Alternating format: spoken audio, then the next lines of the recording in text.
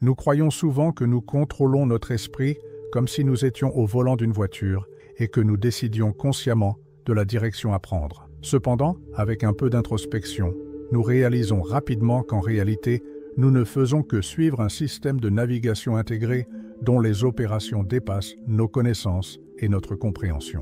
Ce que nous percevons n'est qu'un écran d'affichage au-dessus d'un logiciel incroyablement complexe fonctionnant sur un matériel encore plus sophistiqué. Si nous ne faisons pas l'effort de comprendre comment ce système fonctionne, quelles sont ses intentions et comment nous pouvons le reprogrammer ou le réorienter lorsqu'il nous emmène dans la mauvaise direction, nous courons le risque d'errer sans but dans le monde.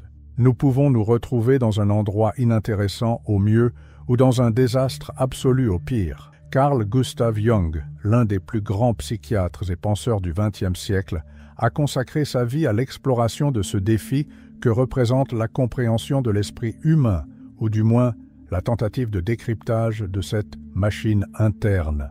Jung s'est non seulement plongé dans l'étude de l'esprit, mais il l'a fait dans le but de créer une compréhension holistique et fonctionnelle du système de navigation interne qui guide nos actions, nos sentiments et nos pensées. Jung est né en 1875 à Keswil, en Suisse, dans une famille modeste, fils d'un berger de campagne nommé Paul Jung et d'Emily Jung, une mère décrite comme dépressive, excentrique et qui croyait avoir des visions spirituelles. Ces aspects familiaux, dès son plus jeune âge, ont façonné l'environnement qui allait influencer le jeune Jung à se tourner vers l'intérieur à la recherche de réponses. Dans son enfance, Jung est introverti et passe de longues périodes seul, souvent impliqué dans des jeux d'imagination, des projections mentales et des observations détaillées du comportement des adultes qui l'entourent. Il développe une forte tendance à l'introspection, qui deviendra plus tard essentielle à ses théories psychologiques. Cependant, l'école n'est pas un environnement accueillant pour Jung.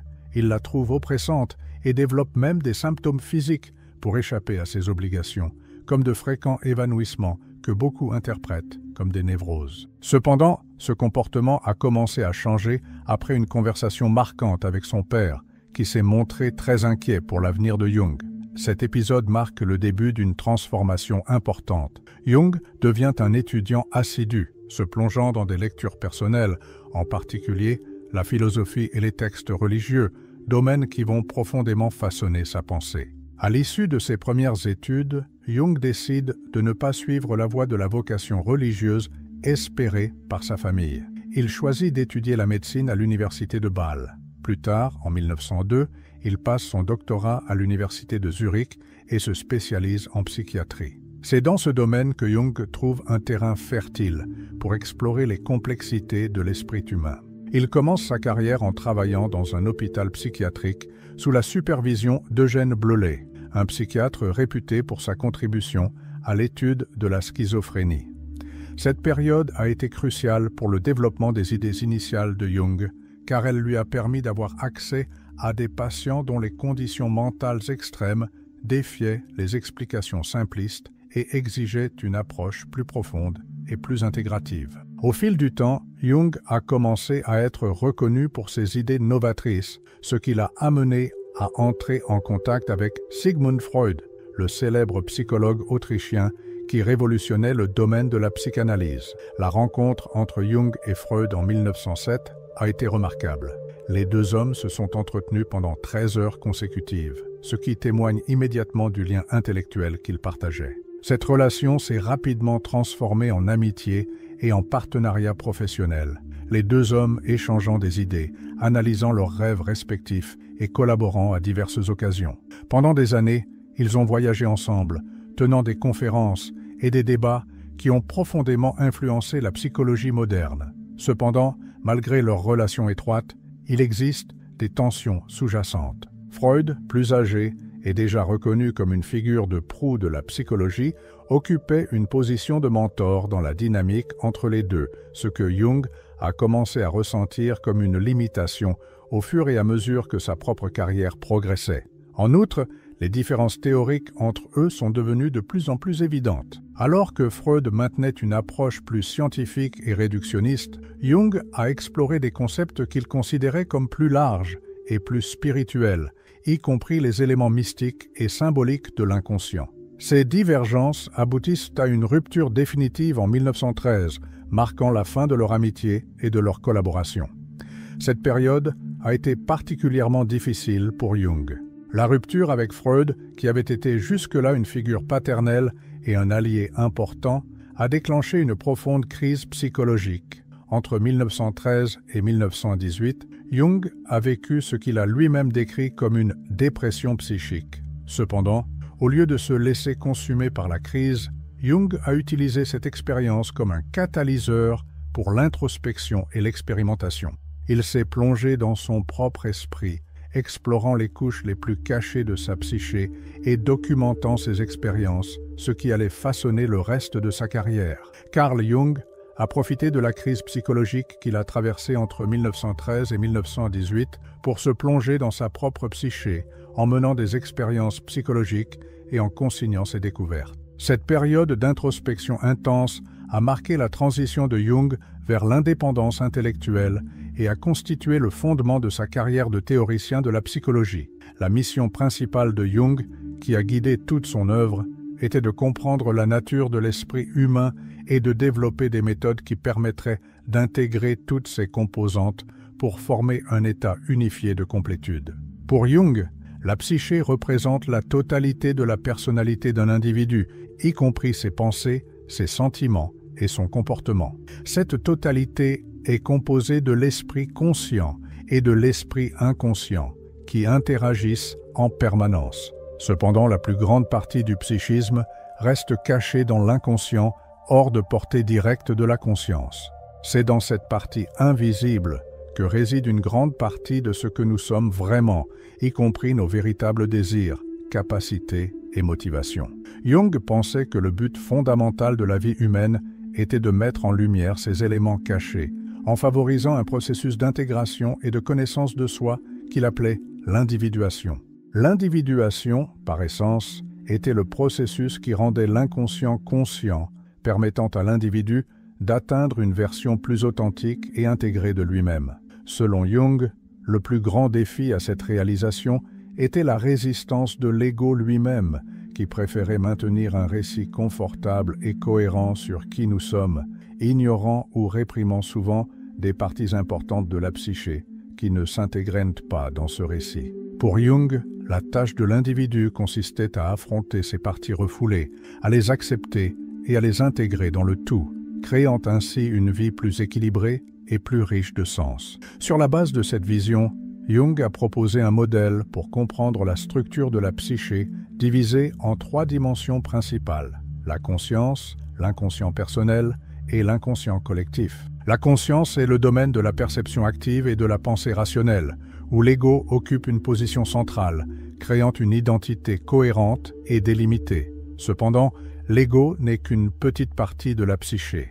Les éléments qui ne correspondaient pas à l'image de soi créée par l'ego étaient relégués dans l'inconscient personnel, un entrepôt d'expériences, de souvenirs et d'impulsions refoulées qui continuaient à influencer nos actions de manière indirecte. Plus profondément, Jung a introduit le concept d'inconscient collectif, une idée révolutionnaire qui l'a distingué d'autres théoriciens, tels que Freud. L'inconscient collectif, selon Jung, était une sorte de réservoir universel de structures et de schémas psychologiques hérités de l'évolution humaine. Il pensait que, tout comme les caractéristiques physiques se transmettaient génétiquement, les prédispositions psychologiques se transmettaient également de génération en génération.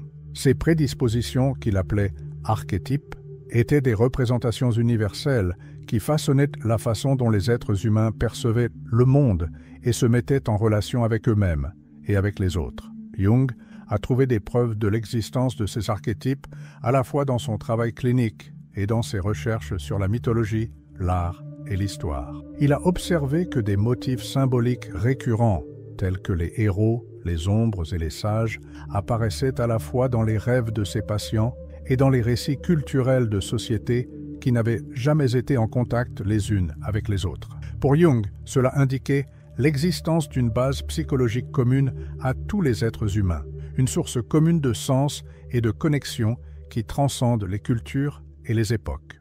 Dans le modèle de Jung, le processus d'individuation implique la reconnaissance et l'intégration des différents aspects de la psyché, y compris l'ego, l'inconscient personnel et l'inconscient collectif. Pour y parvenir, il est nécessaire d'affronter et d'intégrer l'ombre, concept central de sa théorie. L'ombre représente tout ce que l'ego rejette ou nie en lui-même, y compris les défauts, les peurs et les impulsions indésirables. Pour Jung, il était dangereux d'ignorer l'ombre, car elle pouvait se manifester de manière destructrice et inconsciente. Ce n'est qu'en la reconnaissant et en l'acceptant que l'individu peut atteindre un état plus authentique et plus équilibré. Jung pensait que ce processus de connaissance de soi et d'intégration n'était pas seulement une voie vers la croissance individuelle, mais aussi vers une vie plus significative et plus épanouissante. L'individuation, bien qu'étant un immense défi, était considérée par lui comme la tâche la plus importante de l'existence humaine. Après tout, c'est par l'individuation que nous pouvons accéder à notre véritable essence et prendre le contrôle de la direction de notre vie en nous transformant en des versions plus complètes et plus authentiques de nous-mêmes. L'idée principale de l'ensemble du texte tourne autour de l'exploration de l'inconscient par Jung et de sa contribution à la compréhension de l'esprit humain. Il a montré comment la connaissance de soi et l'intégration des aspects conscients et inconscients de la psyché sont fondamentales pour parvenir à une vie plus complète et plus authentique. Maintenant, dites-moi ce que vous pensez de l'explication de Jung sur l'inconscient et l'individuation. Avez-vous parfois l'impression que des parties de vous-même sont cachées ou refoulées? Laissez votre avis dans les commentaires et n'oubliez pas d'aimer. L'inconscient personnel, tel que décrit par Jung, est constitué de souvenirs, d'expériences et d'impulsions qui ont été réprimés par l'ego, souvent parce qu'ils ne correspondent pas à l'image confortable que nous nous faisons de nous-mêmes. Ce concept est similaire à celui proposé par Freud, selon lequel les éléments qui causent de l'inconfort ou qui sont socialement inacceptables sont repoussés hors de la conscience.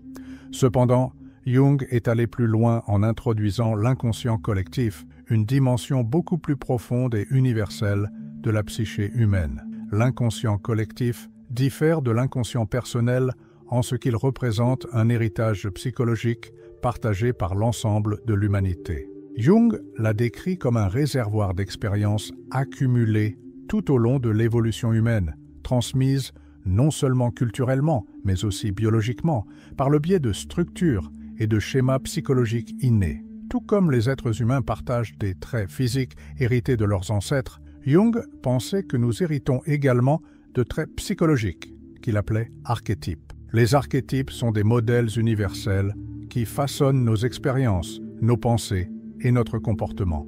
Il ne s'agit pas d'images spécifiques, mais de prédispositions qui influencent la façon dont nous percevons le monde et y réagissons. Le héros, l'ombre, le sage, la mère, l'amant et le filou sont des exemples de ces archétypes. Ces figures archétypales apparaissent de manière récurrente dans les mythes, les légendes, les religions et les arts du monde entier, souvent dans des cultures qui n'ont jamais été en contact les unes avec les autres. Pour Jung, il s'agit là d'une preuve évidente de l'existence d'une base psychologique commune à l'ensemble de l'humanité. Un exemple intéressant est l'archétype du héros, qui apparaît dans des histoires aussi diverses que la mythologie grecque, avec Hercule, et les récits modernes, tels que les histoires de super-héros. Le héros symbolise la lutte contre l'adversité et le désir de vaincre, reflétant un besoin humain universel de trouver un sens et un but face aux difficultés. De même, l'archétype de l'ombre représente les aspects sombres de la psyché, tout ce que nous réprimons ou nions en nous-mêmes, mais qui exerce néanmoins une influence significative sur notre comportement et nos décisions. Jung ne s'est pas contenté de théoriser sur ces archétypes, il les a également observés dans sa pratique clinique. Il s'est rendu compte que des patients d'origine culturelle différente avaient souvent des thèmes et des images similaires dans leurs rêves et leurs fantasmes. Cela l'a amené à penser que l'inconscient collectif n'est pas seulement un concept théorique, mais quelque chose que l'on peut expérimenter directement à travers l'étude des rêves, de l'art et des récits personnels. Dans ce système d'archétypes, Jung a introduit d'autres concepts, tels que l'anima et l'animus. Ces termes désignent respectivement les traits féminins réprimés chez l'homme et les traits masculins réprimés chez la femme. Pour Jung, l'intégration de ces aspects opposés de la psyché est essentielle pour parvenir à l'individuation. Cette intégration permet à l'individu d'accéder à une gamme plus large d'émotions, de pensées et de comportements, conduisant à une vie plus équilibrée et plus authentique. Un autre concept important de sa théorie est le soi, que Jung décrit comme le centre de toute la psyché, le point de rencontre entre le conscient et l'inconscient. Le soi représente le véritable noyau de la personnalité, l'essence de ce que nous sommes vraiment, au-delà des masques que nous portons et des histoires que nous nous racontons. Le but du processus d'individuation est d'aligner l'ego qui gouverne la conscience avec le soi, créant ainsi un état d'harmonie intérieure et d'authenticité. Pour atteindre cet état, Jung a souligné la nécessité de confronter et d'intégrer l'ombre. Ce processus demande du courage, car il implique d'affronter les aspects les plus sombres et les plus inconfortables de nous-mêmes. Ce n'est qu'en reconnaissant ces parties que nous pouvons les empêcher de nous contrôler inconsciemment. Jung a utilisé une métaphore puissante pour décrire ce voyage. Tout comme nous ne pouvons pas échapper à l'ombre de notre corps en le fuyant, nous ne pouvons pas non plus échapper à notre ombre psychologique. Tenter de nier ou de refouler ces aspects ne fait qu'accroître leur pouvoir sur nous. L'intégration de l'ombre est une étape fondamentale de l'individuation, mais aussi l'une des plus difficiles. Elle implique d'admettre des défauts, des peurs et des désirs que nous préférons souvent ignorer. Cependant, Jung pensait que la récompense était proportionnelle à l'effort. En acceptant et en intégrant ces aspects, nous acquérons une meilleure compréhension de nous-mêmes et la capacité de vivre une vie plus pleine et plus riche de sens. Jung a consacré sa vie à percer les mystères de l'esprit humain et a laissé un héritage qui continue d'inspirer et de guider ceux qui cherchent à se connaître et à s'épanouir. Il nous a appris que l'inconscient n'est pas un ennemi à craindre, mais un allié puissant, plein de potentiel qui peut transformer notre vie. L'individuation, son concept central, est un voyage difficile, mais profondément gratifiant. Il s'agit d'intégrer tous les aspects de la psyché, à la fois conscients et inconscients, pour mener une vie plus authentique et plus riche de sens. Tout au long de ce texte, nous explorons comment Jung a décrit la structure de la psyché humaine, divisée en conscience, inconscient personnel et inconscient collectif, et comment ces éléments interagissent pour façonner notre personnalité. Nous avons compris l'importance des archétypes tels que le héros, l'ombre et le moi, dans la construction de nos récits internes et externes. Plus important encore, nous avons vu comment la confrontation et l'intégration de ces aspects, en particulier l'ombre, sont essentiels pour parvenir à l'individuation et vivre en harmonie avec ce que nous sommes vraiment. Le principal enseignement que nous pouvons tirer de cette réflexion est que la connaissance de soi n'est pas un luxe ou un choix facultatif, mais une nécessité pour une vie épanouie. Ignorer les aspects inconscients de notre esprit revient à conduire une voiture sans connaître la destination ou les commandes du véhicule. En nous engageant à explorer notre inconscient, à reconnaître notre ombre et à accepter nos défauts et nos vertus, nous faisons les premiers pas pour prendre le contrôle de notre système de navigation interne et orienter notre vie dans la direction que nous souhaitons vraiment. Jung nous a rappelé que ce voyage n'est pas facile et qu'il ne sera probablement jamais achevé.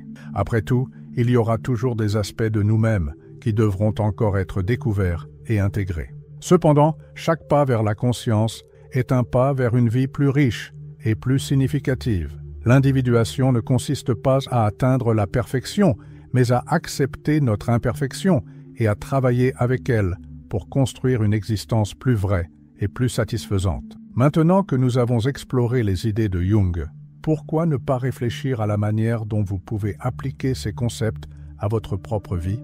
Pensez aux parties de vous-même que vous n'avez pas encore affrontées, aux schémas répétitifs qui peuvent être enracinés dans l'inconscient ou au moment où votre ombre a pu influencer vos décisions. Que pourriez-vous apprendre en amenant ces éléments à la lumière de la conscience? Si vous avez trouvé ce contenu utile et pensez qu'il pourrait aider quelqu'un que vous connaissez, partagez cette vidéo avec lui. Laissez aussi un like. C'est essentiel pour soutenir la chaîne et nous aider à continuer à proposer des réflexions profondes comme celle-ci.